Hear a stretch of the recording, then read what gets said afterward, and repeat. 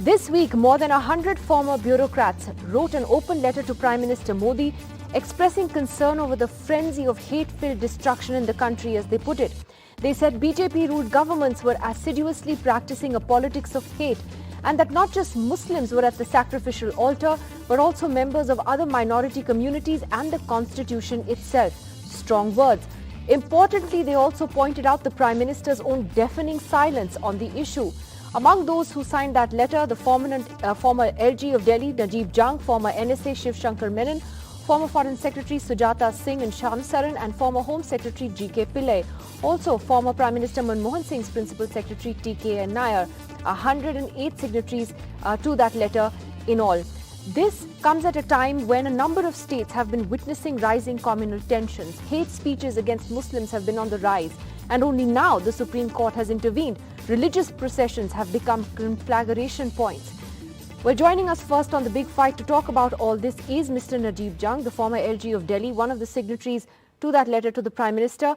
Mr. Jung, we had an interview with Gopal Gandhi just yesterday, and he was saying that in a sense that what is the point of writing these open letters? It's a good thing to do, but I think he was suggesting that it may or may not really help. Why did you sign that letter, rather? I respect Gopal's views, and a lot of people have said that these letters have little meanings. But we are a group of about 200 retired civil servants. Among us, we have put in over maybe 8,000, 9,000 years of service in government. And we believe that letters do make a difference. We are convinced that somewhere these letters will make a difference.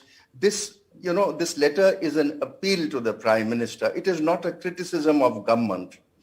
We appreciate what the government has done over the years, but the last 8-10 months have been very frightening for Dalits, for Muslims, for Christians, for all minorities.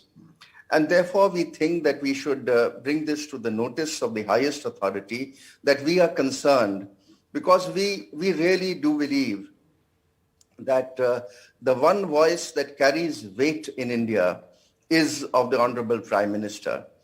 I mean, should he give a signal to his partymen, to all those others who don't belong to his party but are involved in this kind of violence, it would make a significant difference. So if our letter has reached the Prime Minister, then it is our fervent request that this plea be heard and that he speak to the people of this country as he speaks in Man Ki Baat and so on. Sure, but we already had a reaction from the BJP to the letter, essentially, pointing fingers, questioning the credentials of all of you.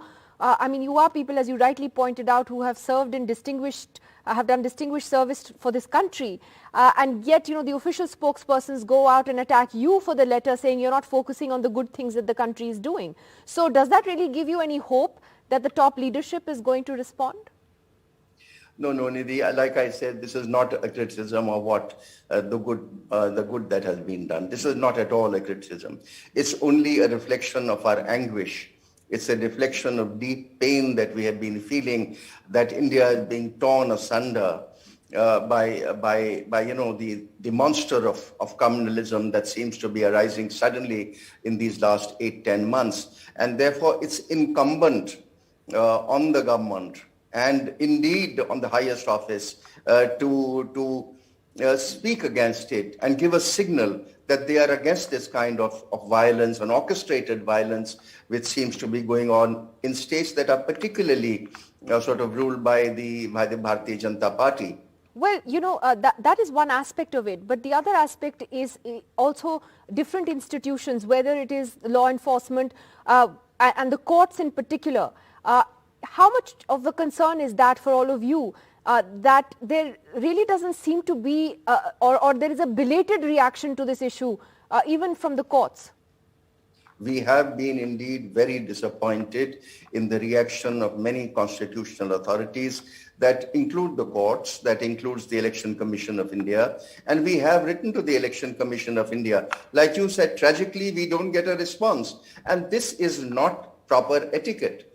I mean, we have served the government all our lives, and it's not the Congress that we have served. I, for one, have served more in the BJP times. I have had chief ministers who are personally very fond of me. So it's not the Congress government. We've served the Lok Dal, we have served the Janata Dal, we have served the Bharatiya Janata Party. So it's not one government that we speak for. I have put in 44, 45 years of service in government. My colleagues have put in 35, 36 years of service. We have served this country. We believe, we swear by the Constitution. That's why we call ourselves the Constitutional Conduct Group. And anything that we believe violates the Constitution or is going against the spirit of the Constitution, that is when we choose to write to a person that we believe would be effective in doing the right thing. All right, Mr. Najeeb Jung, thank you very much for joining us on The Big Fight today.